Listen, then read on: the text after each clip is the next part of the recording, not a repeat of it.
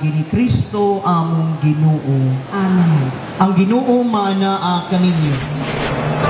Ipahigayon ang turnover ceremony sa bagong na-renovate nga wet section o pwesto sa mga fish vendors sa Panabo Premium Public Market.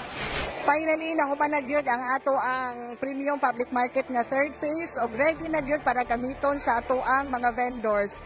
Kung makita nato nga malipayon kaayo sila, kami po sa City Economic Enterprise, malipayon kaayo, o papasalamaton kaayo mi kay Mayor, o kabalog mi nga daghan pa kaayong mga projects nga maabot dinhi. So, ang among suporta o pakiuban kay Mayor para iyahang mahatag tanan kung unsa to yang plano dinhi sa to ang public market. Daghan kayong salamat. Dugang pa ni City Economic Enterprise Management Development Office Manager Lopez nga dako ilang kalipay kay City Mayor Jose E. Relampagos sa makanunayong suporta niini sa mga vendors.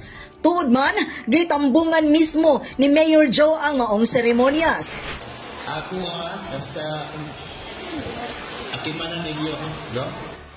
Malimpyo ko mo dili, no?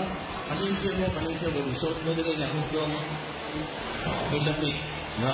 Importante ka, malimpyo ta, every 3 months, ako limpyo, no?